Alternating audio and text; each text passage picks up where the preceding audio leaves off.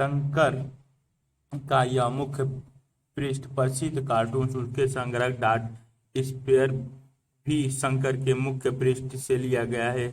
मूल कार्टून भारत की चीन नीति पर बनाया गया था, लेकिन यहाँ यह कार्टून एक दलीय प्रभुत्व के समय कांग्रेस द्वारा निभाई जा रही सत्ता पक्ष और विपक्ष की दोहरी भूमिका और दोहरी नीति को भी दर्शाता है। इस अध्याय में पिछले अध्याय में हमने राष्ट्र निर्माण की चुनौती के बारे में चर्चा की थी। राष्ट्र निर्माण की चुनौती के तुरंत बाद हमारे सामने एक और चुनौती लोकतांत्रिक राजनीति की जमीन तैयार करने की थी।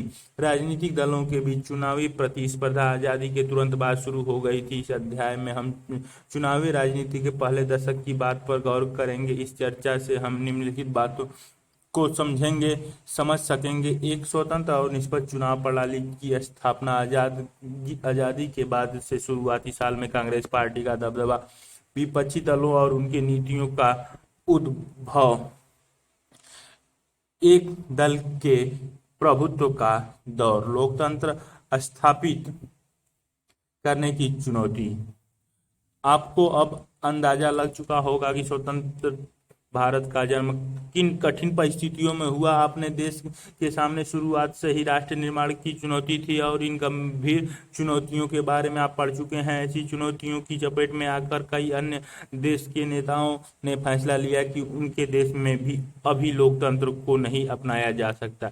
इन नेताओं ने कहा कि राष्ट्रीय एकता हमारी पहली प्राथमिकता है और लोकतंत्र को अपनाने से मतभेद और संघर्ष को बढ़ावा मिलेगा। उपनिवेशवाद के चंगुल से आजाद हुए कई देशों में इसी कारण अलोकतांत्रिक शासन व्यवस्था कायम हुई। इसी अलोकतांत्रिक शासन व्यवस्था के कई रूप थे। कहीं पर थोड़ी बहुत लोकतंत्र रहा, लेकिन प्रभावी नियंत्रण किसी एक नेता के हाथ में था, तो कहीं पर एक दल का शासन कायम हुआ और कहीं कहीं पर सीधे सीधे सेना ने सत्ता की बागडोर संभाली। अलोकतांत्रिक शासन व्यवस्थाओं की शुरुआती वायदे से हुई कि जल्दी ही लोकतंत्र कायम कर दिया जाए। बहरहाल एक बार कहीं अलोकतांत्रिक शासन के पांव जम गए तो फिर उसे बदल पाना मुश्किल होता गया।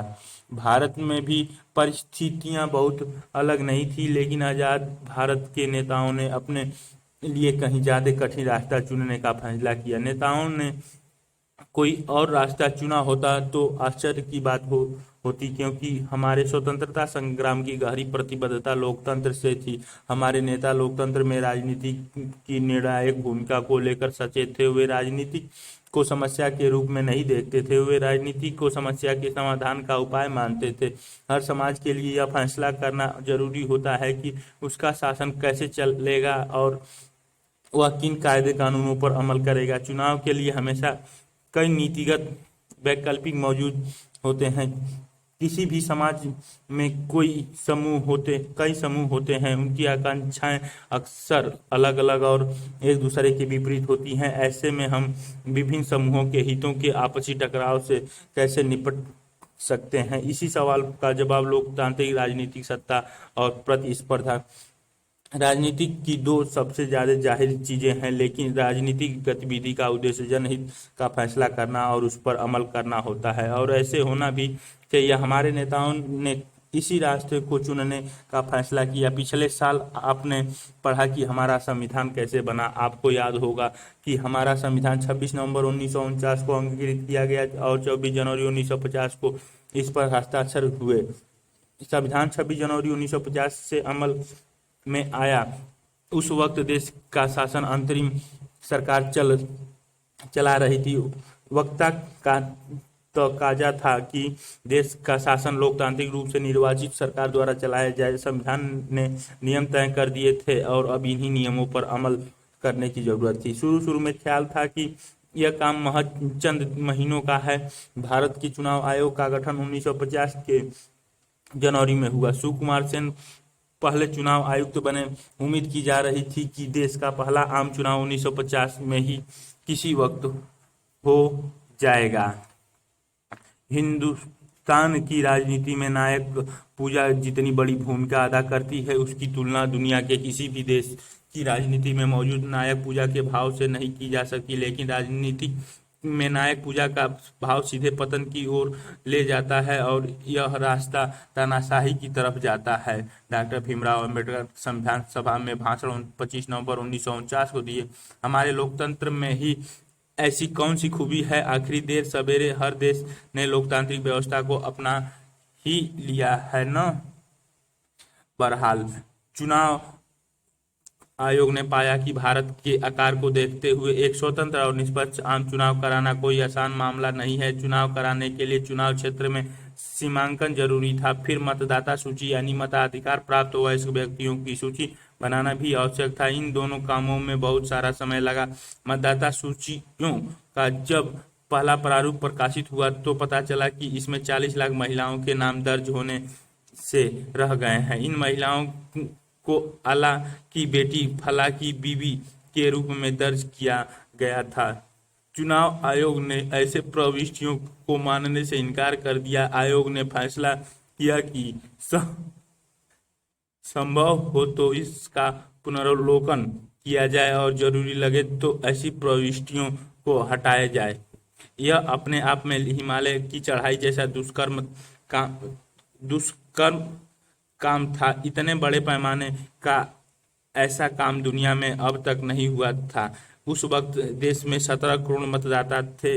इन्होंने 3200 विधायक और लोकसभा के लिए 489 सांसद चुनने थे।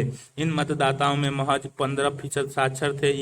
इसी कारण चुनाव आयोग को मतदान की विशेष पद्धति के बारे में भी सोचना पड़ा। चुनाव आयोग ने चुनाव कराने के लिए 3 लाख से ज्यादा अधिकारियों और चुनाव कर्मियों को प्रशिक्षित किया।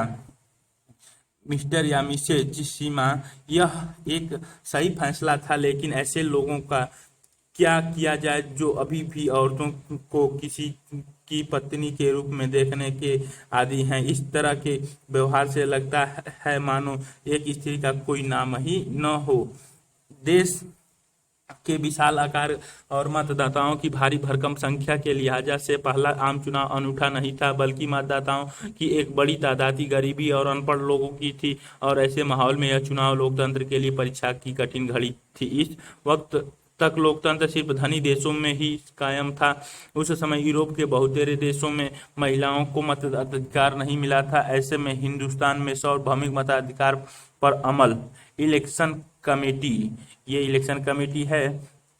सभाकर शंकर 20 मई 1951 में यह चित्र लिया गया है। 1951 में कांग्रेस पार्टी उम्मीदवार चुनने के लिए बनाई गई चुनाव समिति पर कार्टूनिस्ट का एक नजरिया। समिति में नेहरू के अलावा मोरारजी देसाई, रफी अहमद किदवई, डॉक्टर BC राय, कामराज नडार, गोपालाचारी, जगजीवन राम, मौलाना आजाद, DP मिश्रा, PD टंडन और गोविंद बल्लभ पंत दिखाई दे रहे हैं। मतदान के बदलते तरीके। इन दिनों इलेक्ट्रॉनिक वोटिंग मशीन का इस्तेमाल होता है। इसके जरिए मतदाता उम्मीदवारों के बारे में अपनी पसंद जाहिर करते हैं, लेकिन शुरू में इसके लिए दूसरा तरीका अपनाया गया था। पहले आम चुनाव में फैसला किया गया था कि हर एक मतदान केंद्र में प्रत्येक उम्मीदवार के लिए एक मतपेटी रखी जाएगी और मतपेटी पर उम्मीदवार का चुनाव चिन्ह अंकित होगा। प्रत्येक मतदाता को एक खाली मतपत्र दिया जाएगा। उसे वह अपने पसंद के उम्मीदवार को मतपेटी में डालेगा। इस काम के लिए तकरीबन 20 लाख स्टील के बॉक्स का इस्तेमाल हुआ। पंजाब के एक पीठासीन पदाधिकारी ने मतपेटियों की तैयारी का ब्यौरा कुछ इस तरह बयान किया। हर एक मतपेटी के भीतर और बाहर संबद्ध उम्मीदवार का चुनाव चिन्ह अंकित करना था और मतपेटी के बाहर किसी एक तरफ उम्मीदवार का नाम उर्दू, हिंदी और पंजाबी में लिखना था। इसके साथ साथ चुनाव क्षेत्र, चुनाव केंद्र और मतदान केंद्र की संख्या भी यही दर्ज करनी थी। उम्मीदवार के अंकीय ब्यौरे वाला एक कागजी मुहरबंद पीठासीन अधिकारी के दस्तखत के साथ मतपेटी में लगाना था। मतपेटी के ढक्कन को तार के सहारे बांधना था और इस जगह पर मुहरबंद लगाना था। यह सारा काम चुनाव की नियत तारीख से ठीक एक दिन पहले करना था। चुनाव चिन्ह और बाकी ब्यौरों को दर्ज करने के लिए मतपेटी को पहले सरेस कागज या ईंट के टुकड़ों से रगड़ना पड़ता था। कुछ कुल 6 लोगों ने 5 घंटे लगातार काम किया, तब कहीं जाकर यह काम पूरा हुआ। इस काम में मेरी 2 बेटियां भी लगी हुई थी। यह सारा काम मेरे घर पर हुआ था। इलेक्ट्रॉनिक वोटिंग मशीन ये बना हुआ है। और ये पत्र चुनाव चिन्ह के लोकसभा के तीसरे आम चुनाव से 13वें आम चुनाव तक इस्तेमाल किए गए बैलेट पेपर का एक नमूना है। शुरुआती 2 चुनावों के बाद यह तरीका बदल दिया गया। अब मतपत्र पर हर उम्मीदवार का नाम और चुनाव चिन्ह अंकित किया जाने लगा। मतदाता को इस मतपत्र पर अपने पसंद के उम्मीदवार के नाम पर मुहर लगानी होती थी। यह तरीका अगले 40 साल तक अमल में रहा। सन 1990 के दशक के अंत में चुनाव आयोग ने इलेक्ट्रॉनिक वोटिंग मशीन ईवीएम का इस्तेमाल शुरू किया। 2004 तक पूरे देश में ईवीएम का इस्तेमाल चालू हो गया। अपने परिवार और पड़ोस के बुजुर्गों से चुनाव में भागीदारी के उनके अनुभव के बारे में पूछिए। क्या इनमें से किसी ने पहले या दूसरे आम चुनाव में भाग लिया था? इन लोगों ने किसको वोट दिया और वोट देने का क्या कारण था? क्या इनमें कोई ऐसा व्यक्ति है जिसने तीनों तरीके से मतदान किया हो? कौन सा तरीका उससे जो सबसे ज़्यादा पसंद आया? उस दौर के चुनाव की तुलना में आज के समय के चुनाव में इन्हें क्या क्या फर्क नजर आता है? खोजबीन करें, जारी रखें। खोजबीन करके हुआ और यह अपने आप में बड़ी जोखिम भरा प्रयोग था। एक हिंदुस्तानी संपादक ने इसे इतिहास का सबसे बड़ा जुआ करार दिया। ऑर्गेनाइजर नामक एक पत्रिका ने लिखा, जवाहरलाल नेहरू अपने जीवित रहते ही यह देख लेंगे कि पछताएंगे कि भारत के सार्वभौमिक मताधिकार असफल रहा। इंडियन सिविल सर्विस के एक अंग्रेज नामुंदी का दावा था कि आने वाले वक्त और अब से कहीं ज्यादा जानकार दौर पड़े विस्मय से लाखों अनपढ़ लोगों के मतदान की यह बेहूदी नौटंकी देखेंगे। चुनाव को 2 बार स्थगित करना पड़ा और आखिरकार 1951 के अक्टूबर से 1952 के फरवरी तक चुनाव हुए। बहरहाल इस चुनाव को अमूमन 1952 का चुनाव ही कहा जाता है, क्योंकि देश के अधिकांश हिस्सों में मतदान 1952 में ही हुए। चुनाव अभियान, मतदान और मतगणना में कुल 6 महीने लगे। चुनाव में उम्मीदवारों के बीच मुकाबला भी हुआ। औसतन हर सीट के लिए 4 उम्मीदवार चुनाव के मैदान में थे। लोगों ने इस चुनाव में बढ़ चढ़ कर हिस्सेदारी की। कुल मतदाताओं में आधे से अधिक ने मतदान के दिन अपना वोट डाला। चुनाव के परिणाम घोषित हुए तो हारने वाले उम्मीदवारों ने भी इन परिणामों को निष्पक्ष बताया। सार्वभौमिक मताधिकार के इस प्रयोग ने आलोचकों का मुंह बंद कर दिया। टाइम्स ऑफ इंडिया ने माना कि इस चुनाव में उन सभी आलोचकों के संदेह पर पानी फेर दी है जो सार्वभौमिक मताधिकार की इस शुरुआत को इस देश के लिए जोखिम का सौदा मान रहे थे। देश से बाहर के पर्यवेक्षक भी हैरान थे। हिंदुस्तान टाइम्स ने लिखा, यह बात हर जगह मानी जा रही है कि भारतीय जनता ने विश्व के इतिहास में लोकतंत्र के सबसे बड़े प्रयोग को बखूबी अंजाम दिया है। 1952 का आम चुनाव पूरी दुनिया में लोकतंत्र के इतिहास के लिए मील का पत्थर साबित हुआ। अब यह दलील दे पाना संभव नहीं रहा कि लोकतांत्रिक चुनाव गरीबी अथवा अशिक्षा के माहौल में नहीं कराए जा सकते। यह बात साबित हो गई कि दुनिया में कहीं भी लोकतंत्र पर अमल किया जा सकता है। ये चित्र इंडिया भारत 15 पैसे 1888 से 1998, अब्दुल कलाम आज़ाद, मौलाना अब्दुल कलाम आज़ाद 1888 से 1998, मूल नाम अब्दुल कलाम योहीउद्दीन अहमद, इस्लाम के विद्वान, स्वतंत्रता सेनानी और कांग्रेस के नेता, हिंदू मुस्लिम एकता के प्रतिपादक, विभाजन के विरोधी, संविधान सभा के सदस्य, स्वतंत्र भारत में बने पहले मंत्रिमंडल में शिक्षा मंत्री। पहले 3 चुनाव में कांग्रेस का प्रभुत्व। पहले आम चुनाव के नतीजे से शायद ही किसी को अचंभा हुआ हो। आशा यही थी कि भारतीय राष्ट्रीय कांग्रेस चुनाव में जीत जाएगी। भारतीय राष्ट्रीय कांग्रेस का लोक प्रचलित नाम कांग्रेस पार्टी था और यह इस पार्टी को स्वाधीनता संग्राम की विरासत हासिल थी। तब के दिनों में यही एकमात्र पार्टी थी जिसका संगठन पूरे देश में था। फिर इस पार्टी में खुद जवाहरलाल नेहरू थे, जो भारतीय राजनीति के सबसे करिश्माई और लोकप्रिय नेता थे। नेहरू ने कांग्रेस पार्टी के चुनाव अभियान की अगुवाई की और पूरे देश का दौरा किया। जब चुनाव परिणाम घोषित हुए तो कांग्रेस पार्टी की भारी भरकम जीत से बहुत को आश्चर्य हुआ। इस पार्टी ने लोकसभा के पहले चुनाव में 489 सीटों में से 364 सीटें जीती और इस तरह वह किसी भी प्रतिद्वंदी से चुनावी दौड़ में बहुत आगे निकल गई। जहां तक सीटों पर जीत हासिल करने का सवाल, पहले आम चुनाव में भारतीय कम्युनिस्ट पार्टी दूसरे नंबर पर रही। उसे ये एक दल के प्रभुत्व के दौर में कांग्रेस का प्रभुत्व 1952 से 1967 तक 1952 से 1967 के दौरान कांग्रेस शासित राज्य पीले वाले से दिखाए गए हैं। केरल डेमोक्रेटिक लेफ्ट फ्रंट 1997 से 1959, जम्मू और कश्मीर नेशनल कॉन्फ्रेंस के लिए ये ऊपर वाला दिखाया गया है। पंजाब, हिमाचल प्रदेश, दिल्ली, राजस्थान, उत्तर प्रदेश, गुजरात, मध्य प्रदेश, बिहार, असम, उत्तर पूर्व फ्रंटियर एजेंसी, नागा हिल्स, त्रियोंगसेंग क्षेत्र, मणिपुर, त्रिपुरा, पश्चिम बंगाल, उड़ीसा, महाराष्ट्र, मैसूर, आंध्र प्रदेश, गोवा, दमन दीव, मैसूर, पांडिचेरी, मद्रास, केरल, लक्षद्वीप।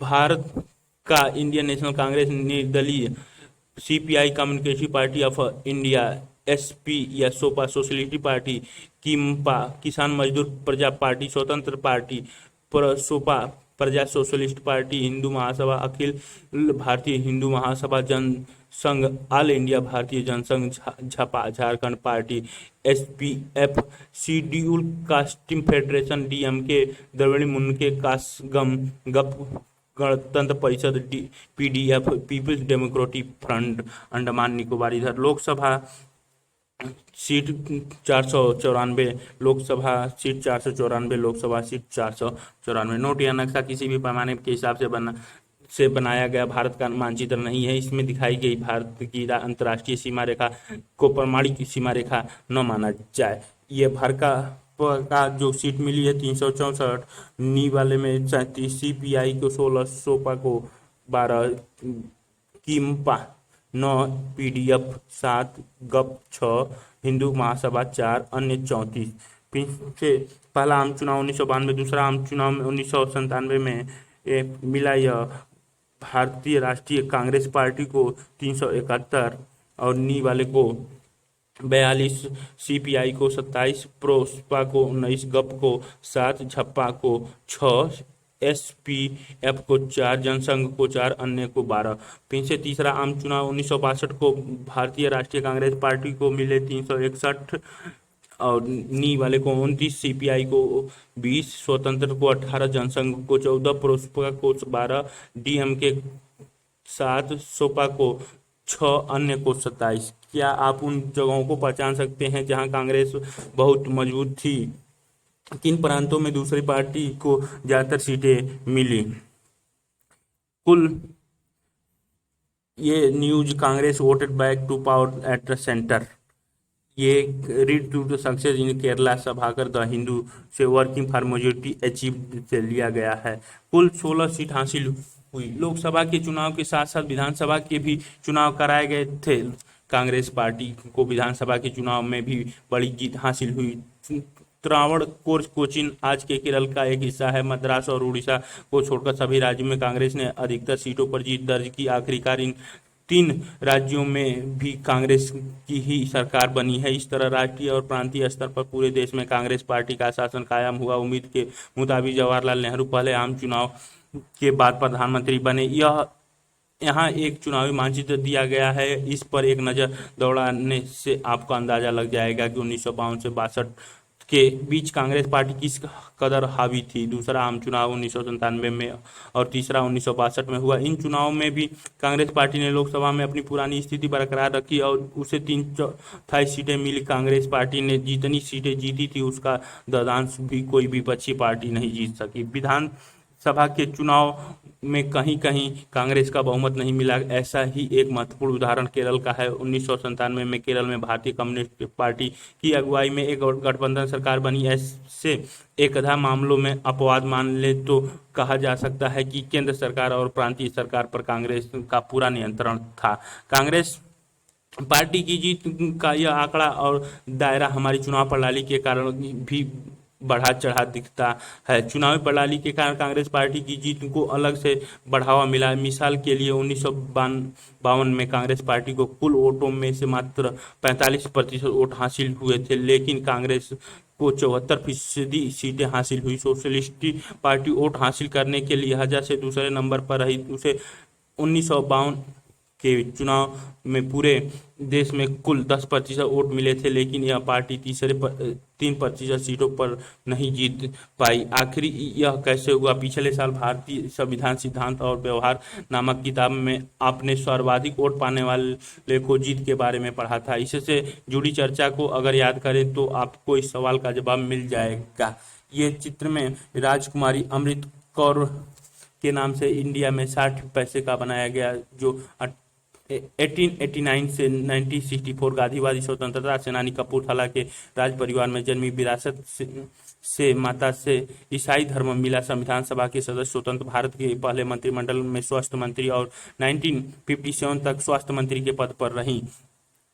हमारे देश के चुनाव प्रणाली में सर्वाधिक वोट पाने वाले की जीत के तरीके को अपनाया गया। ऐसे में अगर कोई पार्टी बाकियों की अपेक्षा थोड़े ज़्यादा वोट हासिल करती है तो दूसरे पार्टियों की प्राप्त वोटों के अनुपात की तुलना में उसे कहीं ज़्यादा सीट हासिल होते। यही चीज़ कांग्रेस पार्टी के पक्ष में साबित हुई। अगर हम सभी गैर कांग्रेसी उम्मीदवारों को वोट जोड़े तो वह कांग्रेस पार्टी को हासिल कुल वोटों से कहीं ज़्यादा होंगे, लेकिन गैर कांग्रेसी वोट विभिन्न प्रतिस्पर्धा पार्टी और उम्मीदवारों में बंट गए। इस तरह कांग्रेस बाकी पार्टियों की तुलना में आगे रही और उसने ज़्यादा सीटें जीती।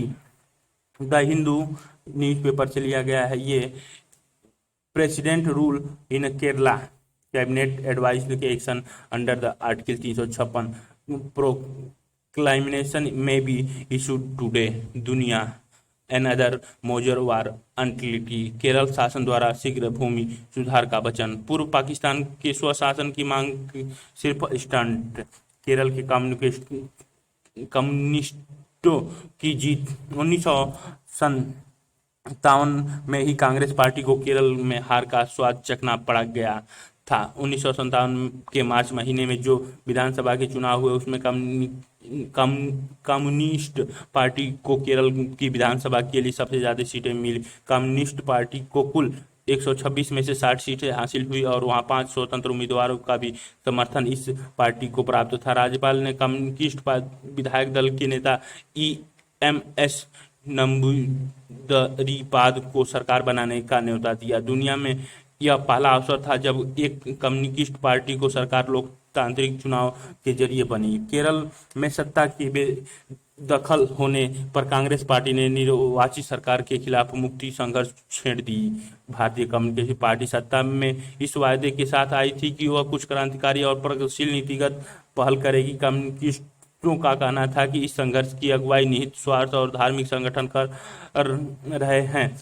1959 में केंद्र की कांग्रेस सरकार ने संविधान के अनुच्छेद 356 के अंतर्गत केरल की कम्युनिस्ट सरकार को बर्खास्त कर दिया। यह फैसला बड़ा विवादास्पद साबित हुआ। संविधान प्रदत्त आपातकालीन शक्तियों के दुरुपयोग के पहले उदाहरण के रूप में इस फैसले का बार बार उपयोग किया गया।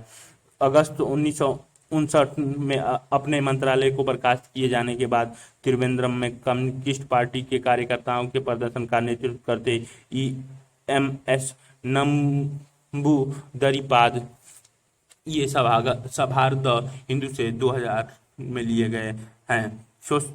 Socialist party forward to mass party.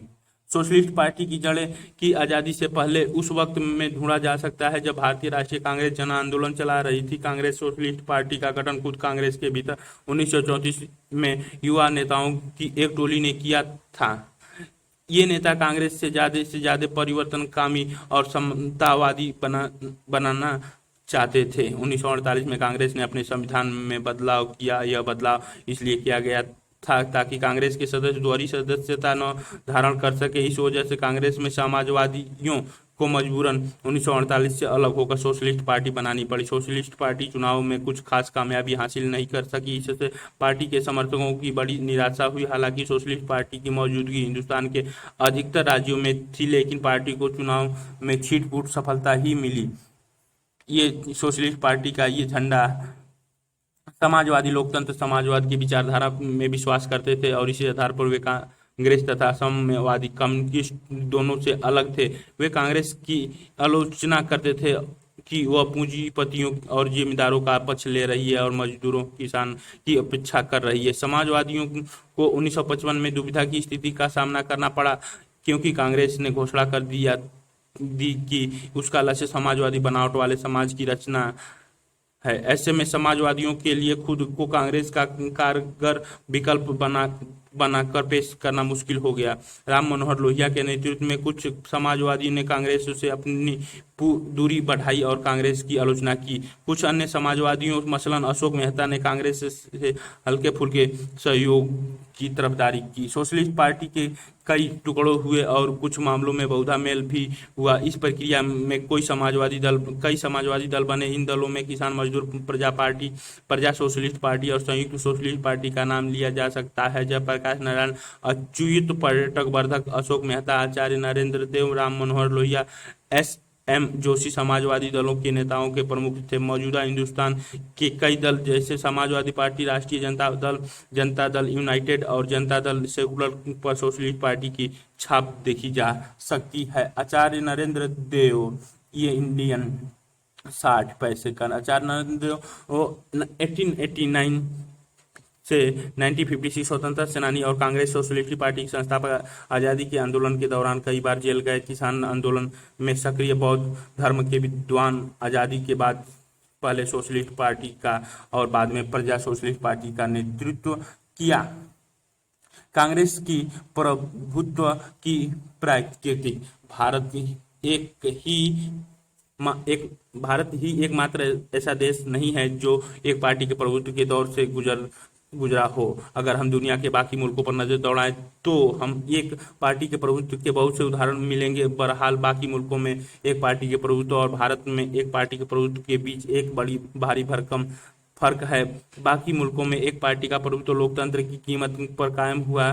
कुछ देश मसलन चीन, क्यूबा और सीरिया के संविधान में सिर्फ एक ही पार्टी को देश के शासन की अनुमति दी गई है। कुछ और देशों जैसे म्यांमार, बेलारूस और इरिट्रिया में एक पार्टी का प्रभुत्व कानूनी और सैन्य उपायों के चलते कायम हुआ है। अब से कुछ साल पहले तक मैक्सिको, दक्षिण कोरिया और ताइवान भी एक पार्टी के प्रभुत्व वाले देश थे।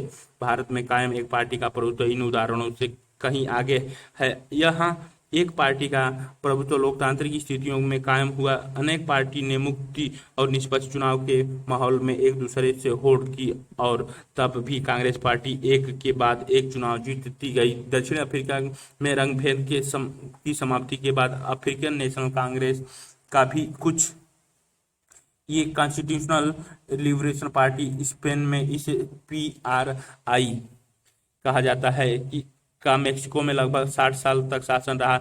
इस पार्टी की स्थापना 1929 में हुई थी। तब इसे नेशनल रिवोल्यूशनरी पार्टी कहा जाता था। इसे मैक्सिकन क्रांति की विरासत हासिल थी। मूल रूप से PRI में राजनेता और सैनिक नेता, मजदूर और किसान संगठन तथा अनेक राजनीतिक दल समेत कई किस्म के हितों का संगठन था। समय बीतने के साथ PRI के संस्थापक प्लूटोकर इलियास कैलस ने इस संगठन पर कब्जा जमा लिया और इसके बाद नियमित रूप से होने वाले चुनाव में हर बार PRI ही विजयी होती रही। बाकी पार्टियां बस नाम की थी ताकि शासन दल की वैधता मिलती रहे। चुनाव के नियम इस तरह तय किए गए कि PRI की जीत हर बार पक्की हो सके। शासन दल ने अक्सर चुनाव में हेरफेर और धांधली की। PRI के शासन को परिपूर्ण तानाशाही कहा जाता है। आखिरकार सन 2000 में हुए राष्ट्रपति पद के चुनाव में यह पार्टी हारी। मैक्सिको अब एक पार्टी के दबदबे वाला देश नहीं रहा। बहरहाल अपने दबदबे के दौर में PRI ने जो दांवपेच अपनाए थे उनका लोकतंत्र की सेहत पर बड़ा खराब असर पड़ा। स्वतंत्र और निष्पक्ष चुनाव की बात पर अब भी नागरिकों का पूरा विश्वास नहीं जम पाया है। ये Bharat India doctor Bhimrao Ambedkar 100 doctor Bhimrao Ambedkar के लिए 1900 बाबा साहब भीमराव रामाजी अंबेडकर 1891 से 1956 जाति विरोधी आंदोलन के नेता और दलितों को न्याय दिलाने के संघर्ष के अगुआ, विद्वान और बुद्धिजीवी। इंडिपेंडेंट लेबर पार्टी के संस्थापक, बाद में शेड्यूल कास्ट कास्टस फेडरेशन की संस्थापना, रिपब्लिक पार्टी ऑफ इंडिया के गठन के योजनाकार, दूसरे विश्व युद्ध के दौरान वायसराय की काउंसिल में सदस्य, संविधान सभा के प्रारूप समिति के अध्यक्ष, आजादी के बाद नेहरू के पहले मंत्रिमंडल में मंत्री, हिंदू कोड बिल के मुद्दे पर अपनी असहमति दर्ज कराते हुए 1951 में इस्तीफा, 1956 में अपने हजारों अनुयायियों के साथ बौद्ध धर्म अपनाया। ऐसा ही दबदबा कायम हुआ। भारत का उदाहरण बहुत कुछ दक्षिण अफ्रीका से मिलता जुलता है। कांग्रेस पार्टी इसी असाधारण सफलता की जड़ स्वाधीनता संग्राम की विरासत में है। कांग्रेस पार्टी को राष्ट्रीय आंदोलन के वारिस के रूप में देखा जा गया। आज़ादी के आंदोलन में अग्रणी रहे अनेक नेता तब कांग्रेस के उम्मीदवार के रूप में चुनाव लड़ रहे थे। कांग्रेस पहले से ही एक सुसंगठित पार्टी थी, बाकी दल अब भी अपनी रणनीति सोच ही रहे थे तो कांग्रेस अपना अभियान शुरू कर दी थी। दरअसल अनेक पार्टी का गठन स्वतंत्रता के समय के आसपास अथवा उसके बाद में हुआ। कांग्रेस को अव्वल और एकलौता होने का फायदा मिला। आज़ादी के वक्त तक यह पार्टी देश में चेहू और फैल चुकी थी। आप यह बात दिए गए मानचित्र में देख चुके हैं। फिर इस पार्टी के संगठन का नेटवर्क स्थानीय स्तर तक पहुंच चुका था। सबसे बड़ी बात यह थी कि कांग्रेस हाल फिलहाल तक आज़ादी के आंदोलन की अगुवाई रही थी और उसकी प्राकृतिक सबको समेटकर मेलजोल के साथ चलने की थी। ये रफ़ी अहमद की दुबई 1894 से 1954 तक उत्तर प्रदेश में कांग्रेस के नेता, प्रांतीय सरकार 1937 में मंत्री, 1946 में दोबारा मंत्री बने, स्वतंत्र भारत के पहले मंत्रिमंडल में संचार मंत्री एवं खाद्य एवं कृषि मंत्री 1952 से 1954। कांग्रेस एक सामाजिक और विचारधारात्मक गठबंधन के रूप में आप यह बात पढ़ चुके हैं कि कांग्रेस का जन्म 1885 में हुआ था। उस वक्त यह नव शिक्षित, कामकाजी और व्यापारिक वर्गों का एक हित समूह भर थी, लेकिन 20वीं सदी में इसने जन आंदोलन का रूप ले लिया। इस वजह से कांग्रेस ने एक जनव्यापी राजनीतिक पार्टी का रूप लिया और राजनीतिक व्यवस्था में इसका दबदबा कायम हुआ। शुरू में कांग्रेस में अंग्रेजीदा अगड़ी जाति, उच्चले मध्यम वर्ग और शहरी अभिजन का बोलबाला था, लेकिन कांग्रेस ने जब भी सबने अवज्ञा आंदोलन जैसे आंदोलन चलाए उसका सामाजिक आधार बढ़ा। कांग्रेस ने परस्पर विरोधी हितों के कई समूहों को एक साथ जोड़ा। कांग्रेस में किसान और उद्योगपति, शहर के बासिंदे और गांव के निवासी, मजदूरों और मालिक एवं मध्य, निम्न और उच्च वर्ग तथा जाति सबको जगह मिली। धीरे धीरे कांग्रेस का नेतृत्व भी विस्तृत हुआ। इसका नेतृवर्ग अब उच्च वर्ग या जाति के पेशेवर लोगों तक ही सीमित नहीं रहा। इसमें खेती किसानी की बुनियादी वाले तथा गांव गिरान के तरफ रुझान रखने वाले नेता भी उभरे। आज़ादी के समय तक कांग्रेस एक सतरंगे सामाजिक गठबंधन की शक्ल अख्तियार कर चुकी थी और वर्ग, जाति, धर्म, भाषा तथा अन्य हितों के आधार पर इस सामाजिक गठबंधन से भारत की विविधता की नुमाइंदगी हो रही थी। पहले हमने एक ही बार पार्टी के भीतर गठबंधन देखा और अब पार्टियों के बीच गठबंधन होता देख रहे हैं। इसका मतलब यह हुआ कि गठबंधन सरकार 1952 से ही चल रही है। Continuous in party collision of the parties. इनमें से अनेक समूहों ने अपनी पहचान को कांग्रेस के साथ एक मेक कर दिया। कई बार यह भी हुआ कि किसी समूह ने अपनी पहचान को कांग्रेस के साथ एकसार नहीं किया और अपने अपने विश्वास को मानते हुए बतौर एक व्यक्ति या समूह के कांग्रेस के भीतर बने रहे। इस अर्थ में कांग्रेस एक विचारधारात्मक गठबंधन भी थी। कांग्रेस ने अपने अंदर क्रांतिकारी और शक्तिवादी, कंजर्वेटिव और रेडिकल, गर्मपंथी और नरमपंथी, दक्षिणपंथी, वामपंथी और हर धारा में मध्यमार्गी को समाहित किया। कांग्रेस एक मंच की तरह थी जिस पर अनेक समूहित और राजनीतिक दल तक आज जुड़ते थे और राष्ट्रीय आंदोलन में भाग लेते थे। आज़ादी से पहले के वक्त में अनेक संगठन और पार्टियों को कांग्रेस में रहने की इजाज़त थी। एक कम्युनिस्टिक पार्टी ऑफ इंडिया 1920 के दशक की शुरुआती सालों में भारत के विभिन्न हिस्सों में साम्यवादी समूह, कम्युनिस्ट ग्रुप उभरे। ये रूस के बोल्शेविक क्रांति से प्रेरित थे और देश की समस्याओं के समाधान के लिए साम्यवाद की राह अपनाने की तरफदारी कर रहे थे। 1935 में साम्यवादी के मुख्य तब भारतीय राष्ट्रीय कांग्रेस के दायरे में रहकर काम किया। कांग्रेस से साम्यवादी 1941 के दिसंबर से अलग हुए। इस समय साम्यवादी ने नाजी जर्मनी के खिलाफ लड़ रहे ब्रिटेन को समर्थन देने का फैसला किया। दूसरे गैर कांग्रेसी पार्टियों के विपरीत कम्युनिस्ट पार्टी ऑफ इंडिया के पास आज़ादी के समय एक सुचारू पार्टी मशीनरी और समर्पित काडर मौजूद थे। पर हाल आज़ादी हासिल होने पर इस पार्टी के भीतर कई स्वर उभरे। इस पार्टी के सामने मुख्य सवाल यह था कि आखिर जो आज़ादी देश को हासिल हुई है उसकी प्रकृति कैसी है। क्या हिंदुस्तान सचमुच आज़ाद हुआ है या यह आज़ादी झूठी है। आज़ादी के तुरंत बाद भारत कम्युनिस्ट पार्टी का विचार था कि 1947 में सत्ता का जो हस्तांतरण हुआ वह सच्ची आज़ादी नहीं थी। इस विचार के साथ पार्टी ने तेलंगाना में हिंसक विद्रोह को बढ़ावा दिया। साम्यवादी अपनी बात के पक्ष में जनता का समर्थन हासिल नहीं कर सके और इन्हें सशस्त्र सेनाओं द्वारा दबा दिया गया। मजबूरन इन्हें अपने पक्ष को लेकर पुनर्विचार करना पड़ा। 1951 में साम्यवादी पार्टी ने हिंसक क्रांति का रास्ता छोड़ दिया और आने वाले आम चुनाव में भाग लेने का फैसला किया। पहले आम चुनाव में भारतीय कम्युनिस्ट पार्टी ने 16 सीटें जीती और वह सबसे बड़ी विपक्षी पार्टी बनकर उभरी। इस दल को ज्यादातर समर्थन आंध्र प्रदेश, पश्चिम बंगाल, बिहार और केरल में मिला। भारतीय कम्युनिस्ट पार्टी के प्रमुख नेताओं के M.K. गोपालन, S.A. डांगे, E.M.S.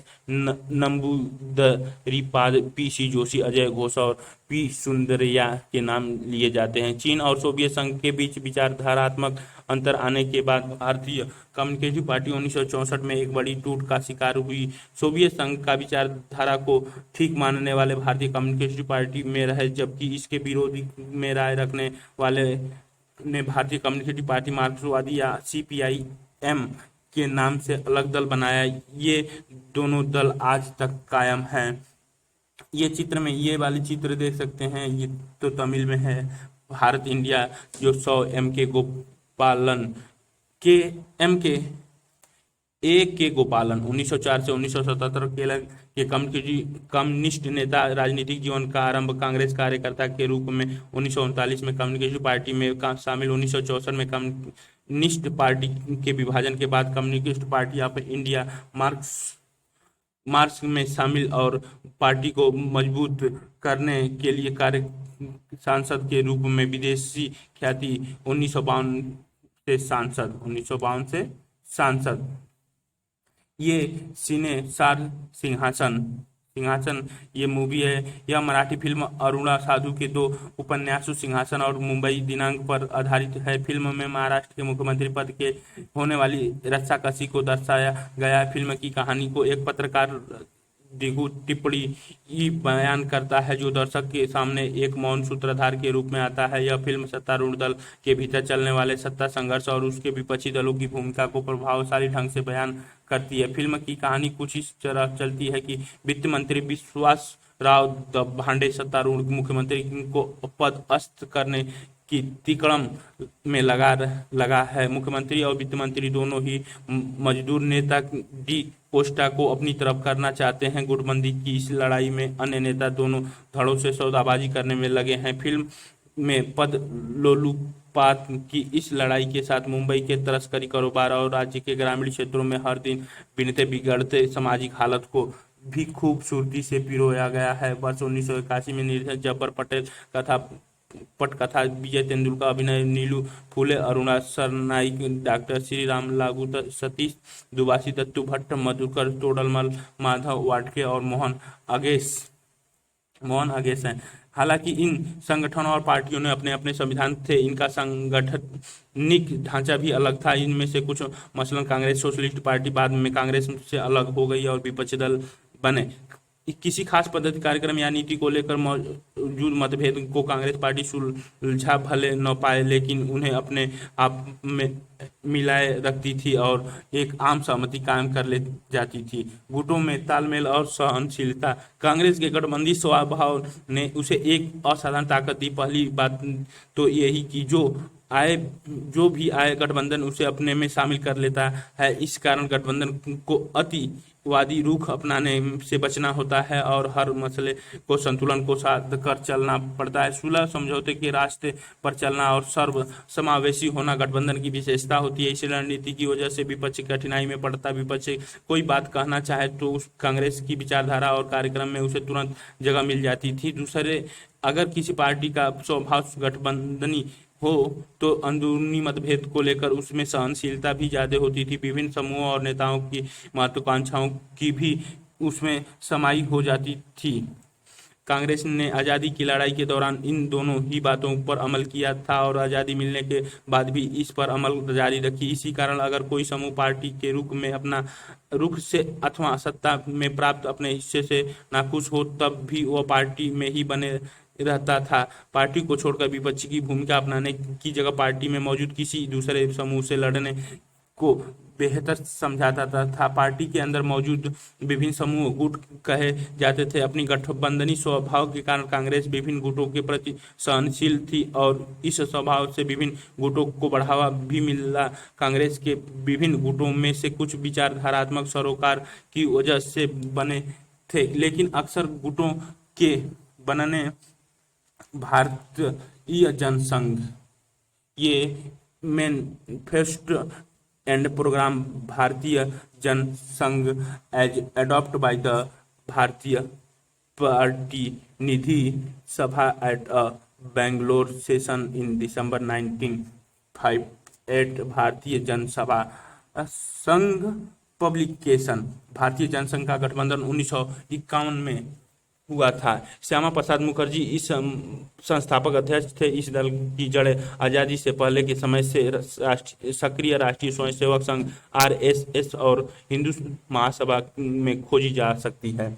जनसंघ अपनी विचारधारा और कार्यक्रम के लिहाजा से बाकी दलों से भिन्न है। जनसंघ ने एक देश, एक संस्कृति और एक राष्ट्र के विचार पर जोर दिया। इसका मानना था कि देश भारतीय संस्कृति और परंपरा के आधार पर आधुनिक, प्रगतिशील और ताकतवर बन सकता है। जनसंघ ने भारत और पाकिस्तान को एक करके अखंड भारत बनाने की बात कही। अंग्रेजी को हटाकर हिंदी को राजभाषा बनाने का आंदोलन में यह पार्टी सबसे आगे थी। इसने धार्मिक और सांस्कृतिक अल्पसंख्यकों को रियायतें देने की बात का विरोध किया। चीन ने 1964 में अपना आणविक परीक्षण किया था। इसके बाद से जनसंघ ने लगातार इस बात का पैरोकारी की कि भारत भी अपनी आणविक हथियार तैयार करे। 1950 के दशक से जनसंघ चुनावी राजनीति के हाशिए पर रहा। इस पार्टी ने 1952 के चुनाव में लोकसभा में 3 सीटें पर सफलता मिली और 1957 में चुनाव में इसने लोकसभा में 4 सीटें जीती। शुरुआती सालों में इस पार्टी को हिंदी भाषी राज्य मसलन राजस्थान, मध्य प्रदेश और दिल्ली और उत्तर प्रदेश के सारे इलाकों में समर्थन मिला। जनसंघ के नेताओं में श्यामा प्रसाद मुखर्जी, दीनदयाल उपाध्याय और बलराज मधुक के नाम शामिल थे। भारतीय जनता पार्टी की जड़ इसी जनसंघ में है। ये श्यामा दीनदयाल उपाध्याय का चित्र 25 भारत में दिखाया गया। 1916 से 1968, 1942 में राष्ट्रीय स्वयंसेवक संघ के पूर्णकालिक कार्यकर्ता और भारतीय जनसंघ के संस्थापक सदस्य। भारतीय जनसंघ में पहले महासचिव, फिर अध्यक्ष और समग्र मानवतावाद सिद्धांत के प्रेरणत थे। के पीछे व्यक्तिगत महत्वाकांक्षा और प्रतिस्पर्धा की भावना भी काम करती थी। ऐसे में अंदरूनी गुटबाजी कांग्रेस की कमजोरी बनने के बजाय उसकी ताकत साबित हुए। चूंकि पार्टी के भीतर विभिन्न गुटों की आपसी होड़ के कारण गुंजाइश थी कि इसीलिए विभिन्न हितों और विचारधाराओं की नुमाइंदगी कर रहे नेता कांग्रेस के भीतर ही बने रहे। पार्टी से बाहर निकलकर नई पार्टी बनाने को इन्होंने बेहतर नहीं समझा। कांग्रेस की अधिकतर प्रांतीय इलाकों विभिन्न गुटों को मिलाकर बनी थी। ये गुटे अलग अलग विचारधारात्मक रूप अपनाते थे और कांग्रेस एक भारी भरकम मध्य मार्गी पार्टी के रूप में उभरकर सामने आती थी। दूसरी पार्टियां मुख्यतः कांग्रेस के इस या उस गुटों को प्रभावित करने की कोशिश करती थी। इस तरह बाकी पार्टी हाशियों पर रहकर ही नीतियों और फैसलों का अप्रत्यक्ष रीति से प्रभावित कर पाती थी। ये पार्टियां सत्ता के वास्तविक इस्तेमाल से कोसों दूर थी। शासक दल का कोई विकल्प नहीं था। इसके बावजूद विपक्षी पार्टियां लगातार कांग्रेस की आलोचना करती थी, उस पर दबाव डालती थी और इस क्रम में उसे प्रभावित करती थी। गुटों की मौजूदगी की यह प्रणाली शासक दल के भीतर संतुलन साधने के एक और औजार की तरह काम करती थी। इसी तरह राजनीतिक होड़ कांग्रेस के भीतर ही चलती थी। अर्थ में देखें तो चुनावी प्रतिस्पर्धा के पहले दशक में कांग्रेस ने शासक दल की भूमिका निभाई और विपक्षी की भी। इसी कारण भारतीय राजनीति के इस कालखंड को कांग्रेस प्रणाली कहा जाता है। ये चित्र में मैं गुटबंदी को एक तरह की रोगी समझती थी और मानती थी कि इसे दूर किया जाना चाहिए। यहाँ कहीं गई बातों से तो ऐसा लगता है जैसे कि गुटबाजी बहुत अच्छी बात है। गुटबाजी बहुत अच्छी बात है। विपक्षी पार्टियों का उद्भाव, जैसा कि ऊपर देखा, ऐसा नहीं था कि इस दौर में भारत में विपक्षी पार्टी नहीं थी। चुनावी परिणाम की चर्चा में हमारे सामने कांग्रेस के अलावा अन्य पार्टियों के नाम भी आए। बहुदलीय लोकतंत्र वाले अन्य अनेक देशों की तुलना में उस वक्त भी भारत में बहुविधि और जीवंत विपक्षी पार्टियां थी। इनमें से कई पार्टियां 1952 के आम चुनाव में कहीं पहले बन चुकी थी। इनमें से कुछ ने 60 और 70 के दशक में देश की राजनीति में महत्वपूर्ण भूमिका निभाई। आज की लगभग सभी गैर कांग्रेसी पार्टियों की जड़ें 1950 के दशक की किसी न किसी विपक्षी पार्टी की खोजी जा सकती है। 1950 के दशक में इन सभी विपक्षी दलों को लोकसभा अथवा विधानसभा में कहने भर के प्रतिनिधि मिल पाया। फिर भी इन दलों की मौजूदगी ने हमारी शासन व्यवस्था के लोकतांत्रिक चरित्र को बनाए रखने में निर्णायक भूमिका निभाई। इन दलों ने कांग्रेस पार्टी की नीतियों और व्यवहारों को सुचिंतित आलोचना की। इस आलोचना में सिद्धांतों पर बल होता था। विपक्षी दल ने शासक दल पर अंकुश रखा और बहुधा इन दलों के कारण कांग्रेस पार्टी के भीतर शक्ति संतुलन बदला।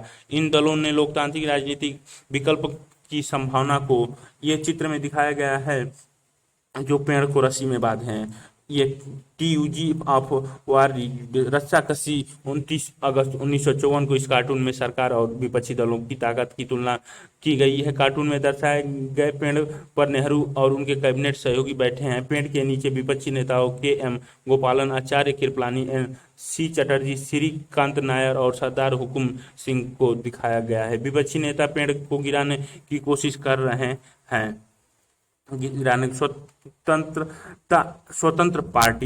स्वतंत्र party second national convention Agra November 25 and 26 1961 को general secretary report by the Masani EMP. Congress के नागपुर अधिवेशन में जमीन की हदबंदी, खदान के व्यापार, सरकारी अधिग्रहण और सहकारी खेती का प्रस्ताव पास हुआ था। इसी के बाद 1959 के अगस्त में स्वतंत्र पार्टी अस्तित्व में आई। इस पार्टी का नेतृत्व श्री राजगोपालाचारी के मुंशी एन.जी. रंगा और मीनू मासानी जैसे पुराने कांग्रेस नेता कर रहे थे। यह पार्टी आर्थिक मसलों पर अपनी खास किस्म की पक्षधरता के कारण दूसरी पार्टी से अलग थी। स्वतंत्र पार्टी चाहती थी कि सरकार अर्थव्यवस्था में कम से कमतर हस्तक्षेप करे। इसका मानना था कि समृद्धि सिर्फ व्यक्तिगत स्वतंत्रता के जरिए आ सकती है।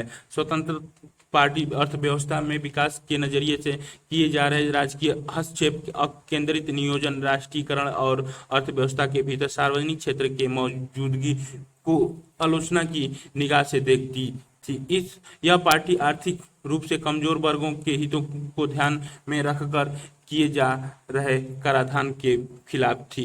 इस दल के निजी क्षेत्र को खुली छूट देने की तरफदारी की। स्वतंत्र पार्टी कृषि में जमीन की हदबंदी, सरकारी खेती और खाद्यान्न के व्यापार पर सरकारी नियंत्रण के विरुद्ध थी। यह दल गुट निरपेक्षता की नीति और सोवियत संघ से दोस्ताना रिश्ते कायम रखने को भी गलत मानती थी। इसने संयुक्त राज्य अमेरिका से नजदीकी संबंध बनाने की वकालत की। अनेक क्षेत्रीय पार्टियों और हितों के साथ मेल करने के कारण स्वतंत्र पार्टी देश के विभिन्न हिस्सों को ताकतवर हुई। स्वतंत्र पार्टी की तरफ मुख्य रूप से जिम्मेदार और राजे महाराजे आकर्षित हुए।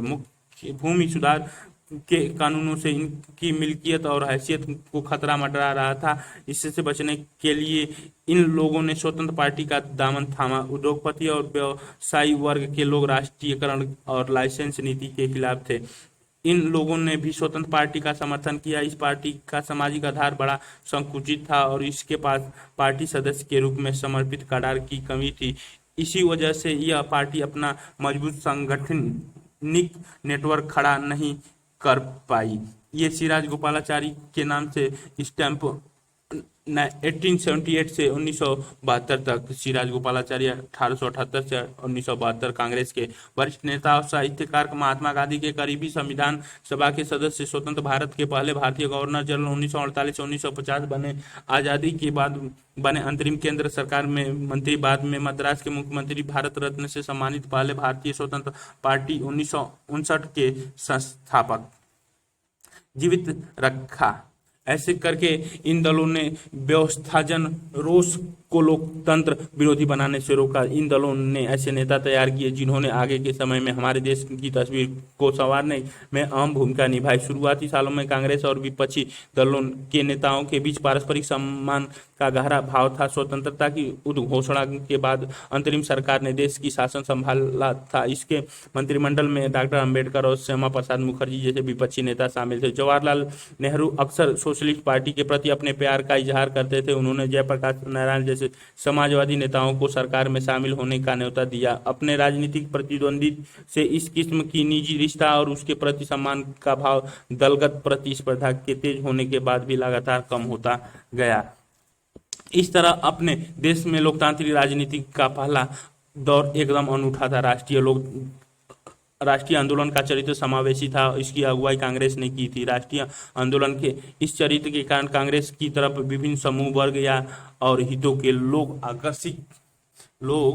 आकर्षित ये कांग्रेस के सदस्य टंडन के निर्वाचन को सरकार या कांग्रेस में मेरी मौजूदगी से ज्यादा महत्वपूर्ण समझते हैं। फिर कांग्रेस और सरकार के भीतर मैं पूरी तरह अप्रासंगिक हो चुका हूं। कांग्रेस अध्यक्ष के पद पर टंडन की जीत के बाद राजा जी को लिखे गए एक पत्र में जवाहरलाल नेहरू के वक्तव्य। ये फोटो फ्रेम 1948 में चक्रवर्ती राजगोपालाचारी के गवर्नर जनरल के पद की शपथ ग्रहण के बाद नेहरू मंत्रिमंडल बैठ हुई। बाएं से दाएं रफी अहमद किदवई, बलदेव सिंह, मौलाना आजाद प्रधानमंत्री, नेहरू, चक्रवर्ती गोपालाचारी, सरदार पटेल, राजकुमारी अमृता कौर, जान मथाई और जगजीवन राम खड़े हुए बाएं से दाएं। श्री गाडी गिल, श्री नियोगी, डॉक्टर अंबेडकर, श्यामा प्रसाद मुखर्जी, गोपाला स्वामी आयंगर और जयराम दौलत राम। चलो चलो सभा देखने चलो। फणीश्वर नाथ रेणु। सोशलिस्ट पार्टी की सभा की खबर में संथाला टोली को विशेष रूप से आलोडित किया है। गांव में अस्पताल खोलने की खुशहाली की कोई खास प्रक्रिया संथालों पर नहीं, लेकिन यह सभा जमीन जोतने वाले की। जमीन किसकी? जोतने वाले की। जो जोतेगा वह बोएगा, जो बोएगा वो काटेगा, कमाने वाला खाएगा। इसके चलते जो कुछ हो कालीचरण समझा रहा है। दो भैंस की लड़ाई में दुबे के सिर आफत। कांग्रेस और सुसलिंग अपने में लड़ रहे हैं। दोनों अपना अपना मेंबर बनाना चाहते हैं। चक्की के दो पार्ट में गरीब लोग ही पीछे जाएंगे। गरीब नहीं जाएंगे। गरीब की भलाई होगी। एक पार्टी रहने से काम नहीं होता। जब दो दल में मुकाबला और हिड़सी होता है तो फायदा पबली का होता है। जिला कांग्रेस ऑफिस में जुमुल हो रहा है। जिला कांग्रेस के सभापति का चुनाव होने वाला है। 4 उम्मीदवार, 2 असल और 2 कम असल है। राजपूत, भूमिहार और भूमिहार में मुकाबिला है।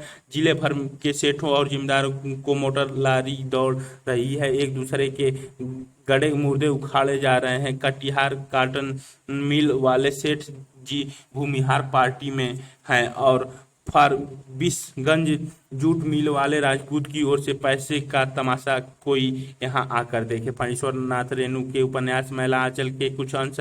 इस उपन्यास की कथा भूमि पूर्वोत्तर बिहार की पूर्णिमा जिला और कथा काल स्वतंत्रता के बाद के वर्ष है। श्यामा प्रसाद मुखर्जी 1909 से 1953 हिंदू महासभा के 1901 से 1953 हिंदू महासभा के नेता। भारतीय जनसंघ के संस्थापक। स्वतंत्रता के बाद नेहरू के पहले मंत्रिमंडल में मंत्री। पाकिस्तान के साथ संबंधों को लेकर अपने मतभेद के चलते 1950 में इस्तीफा। संविधान सभा के सदस्य, लोकसभा सदस्य।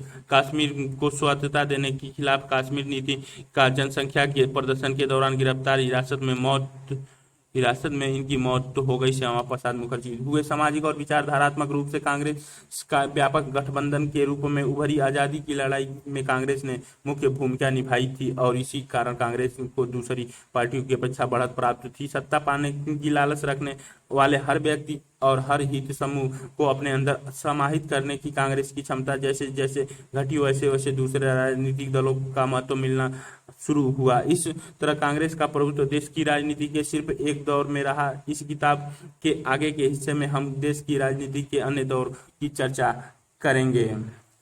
इसके बाद आपको कांग्रेस के संगठनकर्ता पटेल कांग्रेस को दूसरे राजनीतिक समूह से निसंगत रखकर उसे एक सर्वांगसम के अनुशासित राजनीतिक पार्टी बनाना चाहते थे। वे चाहते थे कि कांग्रेस सबको समेटकर चलने वाला स्वभाव छोड़ दे और अनुशासित कदार से युक्त एक सुगुफित पार्टी के रूप में उभरे। यथार्थवादी होने के कारण पटेल व्यापकता की जगह अनुशासन को ज्यादा तरजीह देते थे। अगर आंदोलन को चलाते चले जाने के बारे में गांधी के ख्याल हद से ज्यादा रोमानी थे तो कांग्रेस को किसी एक विचारधारा पर चलने वाली अनुशासित तथा धुरंधर राजनीतिक पार्टी के रूप में बदलने की पटेल की धारणा भी उसी तरह कांग्रेस की समन्वयवादी भूमिका को पकड़ने पाने में चूक गई, जिसे कांग्रेस को आने वाले दशकों में निभाना था। राजनीतिक कोठरी, इसमें लेखक क्या सोच रहा है? कांग्रेस एक सर्वसम्म तथा अनुशासित पार्टी नहीं होनी चाहिए। शुरुआती सालों में कांग्रेस द्वारा निभाई गई साम्यवादी भूमिका के कुछ उदाहरण दीजिए। खुद करें खुद सीखें 1952 के बाद से अब तक अपने राज्य में जितने चुनाव हुए, सरकार बनी, उनके एक चार्ट तैयार करें और इस चार्ट में निम्नलिखित शीर्षक रखें जो रखे जा सकते। चुनाव वर्ष, जीतने वाले दल का नाम, शासक दलों या दल के नाम, मुख्यमंत्री का नाम।